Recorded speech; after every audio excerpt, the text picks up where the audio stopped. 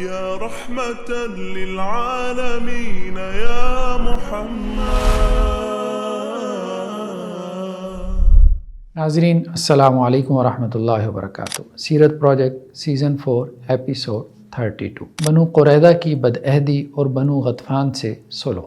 ابن سعد کی روایت کے مطابق مدینہ میں پہرہ دینے کے لیے سلمہ بن اسلم رضی اللہ عنہ کی قیادت میں 200 سوار اور زید بن حارثہ رضی اللہ عنہ کی قیادت میں 300 سوار مقرر فرمائے گئے تھے. یہ لوگ پہرہ دیتے وقت بلند آواز سے تکبیر کہا کرتے تھے. مدینہ سے یہود کے 2 قبائل بنو قینقاع اور بنو نذیر اپنی عہد شکنی کے سبب جلا وطن ہو چکے تھے، جبکہ بنو قریظہ بھی مدینہ میں ہی تھے. ابو سفیان نے بنو نذیر کے سردار حیی بن اخطب کو بلوا کر کہا کہ بنو قریظہ کو اپنے ساتھ ملانے کی کوشش کرو اور انہیں کہو کہ وہ معاہدہ توڑ کر مسلمانوں کے پیچھے سے حملہ کر دیں. واقعی کی روایت کے مطابق حیی بن اخطب بنو قریظہ کے پاس گیا اور انہیں خیانت کی ترغیب دی. حیی کی پہلی ملاقات غزال بن سموئیل سے ہوئی. غزال نے حیی کی باتیں سن کر کہا کہ تو ہمارے پاس زمانے بھر کی ذلت سمیٹ لایا ہے. غزال سے مایوس ہو کر حیی بنو قریظہ کے سردار کعب بن اسد کے پاس گیا. کعب نے حیی کو دیکھ کر دروازہ کھولنے سے انکار کر دیا. کعب اس وقت اپنا دلیہ کھانے لگا تھا تو حیی نے کعب کو طعنہ دیا کہ تم نے اپنا دلیہ بچانے کے لیے دروازہ بند کر لیا. کعب بن اسد نے دروازہ کھول دیا تو حیی نے اسے آمادہ کر ہی لیا کہ وہ معاہدہ توڑ دے. حیی کے یقین دلانے پر کہ کچھ نہیں ہوگا اور فتح قریش اور بنو غطفان ہی کی ہوگی، کعب بن اسد نے معاہدہ منگوا کر پھاڑ ڈالا. اس کے بعد کعب نے بنو قریظہ کے 5 افراد کو بلوایا کہ جن میں زہیر بن باتا، نباش بن قیس، غزال بن سموئیل، عقبہ بن زید اور کعب بن زید تھے. زہیر اور بقیہ شورا نے کہا کہ معاہدہ توڑنا ٹھیک نہیں ہے، بیٹھے بٹھائے مارے جائیں گے. اپنی شورا کی باتیں سن کر کعب کو اپنے کیے پر ندامت ہوئی، لیکن معاہدہ ٹوٹ چکا تھا. البتہ یہود میں سے 4 لوگوں نے اپنے طور پر اس معاہدے کو پھر بھی برقرار رکھا تھا. حضرت عمر رضی اللہ عنہ نے آپ علیہ السلام کو عہد شکنی کی اطلاع دی. آپ نے تحقیق کے لیے حضرت زبیر بن عوام رضی اللہ عنہ کو بھیجا. انہوں نے واپس آ کر بتلایا کہ یہود اپنے قلعوں اور رستوں کی مرمت کر رہے ہیں اور انہوں نے اپنے مال مویشی بھی ایک جگہ جمع کر لیے ہیں. اس پر آپ علیہ السلام نے کہا کہ ہر نبی کا ایک حواری ہوتا ہے اور میرا حواری زبیر ہے. اس کے بعد خوات بن جبیر رضی اللہ عنہ کو بھیجا گیا. یہ چھپ کر بنو قریظہ کی سرگرمیوں کا جائزہ لینے لگے. ان کو نیند آ گئی. ان کی آنکھ اس وقت کھلی کہ ایک یہودی نے انہیں اپنے کندھے پہ اٹھایا ہوا تھا اور وہ کہہ رہا تھا کہ موٹی اونٹنی کے ساتھ خوش ہو جاؤ. خوات رضی اللہ عنہ نے اس یہودی کو معاہدہ یاد کروایا، لیکن اس پر کوئی اثر نہ ہوا. اسی دوران خوات نے اس یہودی کی کدال اسی سے کھینچ کر اسی کے پیٹ میں گھوم دی. رات کا وقت تھا، چاروں طرف اندھیرا تھا. یہودی مارا گیا اور یہ صحابی واپس آپ علیہ السلام کے پاس آ گئے. حضرت جبریل علیہ السلام نے آپ علیہ السلام کو اس واقعے کی پہلے سے ہی خبر کر دی تھی. واقعی اور ابن ہشام کی روایت کے مطابق مزید تحقیق کی غرض سے آپ علیہ السلام نے اوس کے سرداروں میں سے سعد بن معاذ، خزرج کے سرداروں میں سے سعد بن عبادہ، عبداللہ بن رواحہ اور خوات بن جبیر رضی اللہ عنہ کو یہود کی طرف تیسری مرتبہ بھیجا. بعض سیرت نگاروں نے اس وفد میں اسید بن خزیر رضی اللہ عنہ کا بھی ذکر کیا. یہ حضرات وہاں پہنچے تو بنو قریظہ نے رسول اللہ صلی اللہ علیہ وسلم کو برا بلا کہا اور معاہدے کا انکار کر دیا. مسلم وفد نے بنو قریظہ کے سردار کعب بن اسد کو سمجھایا تو اس نے اوس کے سردار سعد بن معاذ رضی اللہ عنہ کو گالیاں دینا شروع کر دی.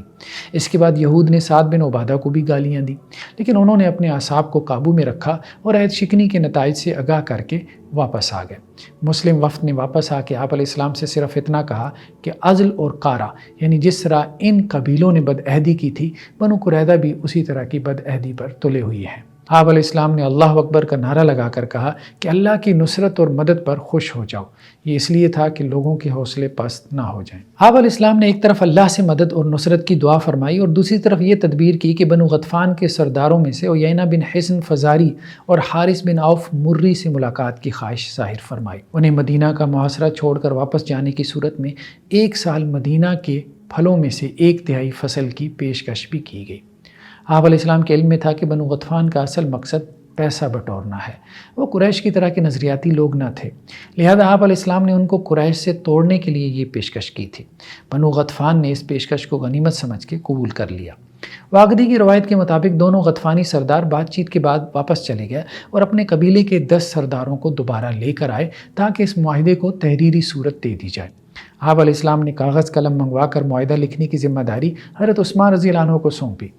معاہدے کی شرائط یہ لکھی گئیں کہ اس معاہدے کے فریقین مسلمان اور بنو غطفان ہیں۔ بنو غطفان مسلمانوں سے جنگ نہیں کریں گے، محاصرہ ختم کر کے فی الفور واپس چلے جائیں گے، مسلمان اس کے بدلے میں مدینہ کے پھل کا تیسرا حصہ دیں گے۔ یہ معاہدہ 1 سال تک قابل عمل ہوگا۔ معاہدہ ابھی لکھا ہی جا رہا تھا کہ حضرت اسید بن خضیر تشریف لائے، انہیں اس معاہدے کے لکھے جانے کی خبر نہ تھی۔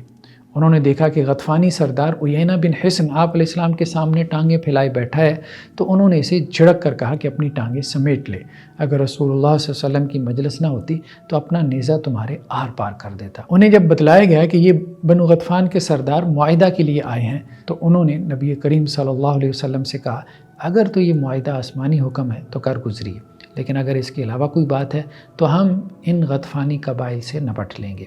اسید بن خضیر بھی سرداروں میں سے تھے، تو ان کے اختلاف پر آپ نے اوس کے سردار سعد بن معاذ اور خزرج کے سردار سعد بن عبادہ کو بھی بلوا لیا۔ انہوں نے بھی یہی کہا کہ اگر تو آسمانی حکم ہے تو معاہدہ کر لیں، اگر آپ کی رائے ہے پھر بھی سر تسلیم خم ہے، لیکن ہمارا مشورہ چاہیے تو وہ یہ ہے کہ ہمارے پاس ان غطفان کے قبائل کے لیے تلوار کے علاوہ کچھ نہیں۔ آپ نے اس پر فرمایا کہ دیکھو میں تو یہ معاہدہ تم انصار کی بہتری کے لیے کرنا چاہتا تھا کہ تمام عرب نے تم پر چڑھائی کر دی ہے۔ اس پر دونوں سرداروں نے کہا کہ اللہ کے رسول، ہم بت پرستی میں پڑے تھے تو اس وقت بھی یہ لوگ ہم سے مدینہ کی کھجور خرید کر ہی کھاتے تھے، اب جب کہ ہم توحید کی دولت سے مالا مال ہیں تو ہم انہیں اپنا مال کیسے دے دیں؟ ہماری طرف سے تو تلوار ہی جواب ہے، باقی اللہ کا اگر کوئی اور حکم ہے تو سر تسلیم خم ہے۔ آپ علیہ الصلوۃ والسلام نے یہ صورتحال دے کر معاہدہ پھڑوا دیا۔ اس طرح یہ معاہدہ مکمل نہ ہو سکا۔ معاہدہ لکھا جا چکا تھا لیکن اس پر دستخط ہونے باقی تھے۔ غطفانی سردار عیینہ بن حصن فزاری نے کہا کہ اے مسلمانوں، جس چیز کو تم چھوڑ رہے ہو وہ تمہارے لیے بہتر تھی، تمہارے پاس اتنے بڑے لشکر کا مقابلہ کرنے کی ہمت نہیں ہے۔ اس پر عباد بن بشر نے کہا کہ اللہ کی قسم، اگر رسول اللہ صلی اللہ علیہ وسلم کی مجلس نہ ہوتی تو صحیح سلامت واپس بھی نہ جا پاتے۔ آپ علیہ السلام نے اس پر بلند آواز سے غطفانی سرداروں سے کہا کہ تم واپس چلے جاؤ، اب تلوار ہی ہمارے مابین فیصلہ کرے گی۔ آپ علیہ السلام کی مجلس سے نکلنے کے بعد ان کے سرداروں پر انصار کے جواب کا روب طاری ہو چکا تھا۔ عیینہ بن حصن اور حارث بن عوف نے آپس میں کہا ہمیں امید نہیں کہ ہم مسلمانوں سے کچھ حاصل کر پائیں گے، اور قریش کو اگر پتہ چل گیا کہ ہم نے مسلمانوں سے صلح کی بات چیت کی ہے تو وہ یہ سمجھیں گے کہ ہم نے انہیں رسوا کر دیا ہے۔ ہم محمد صلی اللہ علیہ وسلم کے خلاف قریش کی مدد کے لیے اپنی جان کیوں ضائع کریں؟ کیونکہ قریش کے غالب آنے سے عرب کی سیادت تو ان کے ہاتھ میں آئے گی نہ کہ ہمارے، بلکہ نظر تو یہ آ رہا ہے کہ محمد صلی اللہ علیہ وسلم کا دین ہی غالب آئے گا، جیسا کہ یہود کا کہنا ہے۔ اور اگر ہمیں قریش کی مدد کی ضرورت پڑتی تو کیا وہ ہماری مدد کو آتے؟ کبھی نہیں۔ تو ہم کیوں یہاں آئے ہیں؟ ہم تو مدینہ کی کھجور کے لیے آئے تھے، لیکن اب وہ حاصل ہوتی نظر نہیں آ رہی، اور محاصرہ طویل ہونے کے سبب ہمارے اونٹ اور گھوڑے ہلاک ہو رہے ہیں۔ ان سرداروں نے اپنے خیموں میں پہنچ کر اپنی قوم کے لوگوں سے انصار کے سرداروں کے جوابات دہرا دیے۔ بنو قریظہ نے قریش کے لیے 20 اونٹ، کھجور، جو اور انجیر بھیجی، تو یہ ساز و سامان رستے میں مسلمانوں کے ہاتھ لگ گیا۔ طبرانی کی روایت کے مطابق دوسرا اہم واقعہ نجدان یہودی کے قتل کا ہوا۔ آپ علیہ السلام نے قلعہ بنی حارثہ میں مسلمان عورتوں اور بچوں کی حفاظت کا بندوبست کیا ہوا تھا، اور انہیں کہا تھا کہ جب خطرے کی بو محسوس کرو تو تلواریں لہرا کر ان کی چمک سے ہمیں پیغام بھیج دینا۔ ایک یہودی کی جس کا نام نجدان تھا اور بنو سالبہ سے اس کا تعلق تھا، اس نے قلعے کی عورتوں کو کہا کہ تمہارے لیے بہتر یہی ہے کہ نیچے اتر آؤ۔ عورتوں نے تلواریں لہرا کر مسلمانوں کو پیغام بھیجا۔ آپ علیہ السلام نے مجاہدین کا ایک دستہ قلعے کی طرف روانہ کیا۔ بنو حارثہ کے ایک مجاہد ظہیر بن رافع نے نجدان یہودی کو قتل کر دیا۔ اسی طرح ایک اور قلعے میں جو کہ فارے کے نام سے معروف تھا اور حضرت حسان بن ثابت رضی اللہ عنہ کی ملکیت میں تھا، اس میں بھی عورتوں اور بچوں کی کچھ تعداد موجود تھی۔ ابن ہشام کی روایت کے مطابق جب بنو قریظہ نے معاہدہ توڑ دیا تو ایک یہودی نے اس قلعے کے گرد چکر لگانا شروع کر دیا۔ آپ علیہ السلام کی پھوپھی حضرت صفیہ رضی اللہ عنہ نے حضرت حسان کو متوجہ کیا کہ اس یہودی کو قتل کر دیں، یہ نہ ہو کہ ہماری کمزوری کی خبر اپنے دوسرے یہودیوں کو جا کر دے دے، کیونکہ یہاں مرد حفاظت پر مامور نہیں تھے۔ حضرت حسان نے کہا کہ میں اس میدان کا آدمی نہیں ہوں۔ حضرت صفیہ کہتی ہیں کہ میں نے خود ہی ہمت مجتمع کی، خیمہ کھڑا کرنے والی ایک لکڑی ہاتھ میں پکڑی اور اس یہودی کو قتل کر کے واپس قلعے میں آ گئی۔ اس کے بعد انہوں نے حضرت حسان سے کہا کہ اس کے ہتھیار اتار لائیے۔ انہوں نے کہا مجھے اس کی ضرورت نہیں۔ بعض اہل علم نے اس روایت کو البتہ ضعیف قرار دیا ہے کہ یہ منقطع یعنی ڈسکنیکٹڈ روایت ہے۔ ایک وجہ یہ بھی بیان کی جاتی ہے کہ اگر یہ روایت صحیح ہوتی تو حضرت حسان رضی اللہ عنہ کے مخالف شعراء ان کی حجب بیان کرتے اور انہیں بزدلی کا طعنہ دیتے، لیکن ایسا عرب شاعری میں نہیں ملتا۔ جاری ہے. جزاکم اللہ خیرہ. السلام علیکم ورحمۃ اللہ وبرکاتہ. يا رحمة للعالمين يا محمد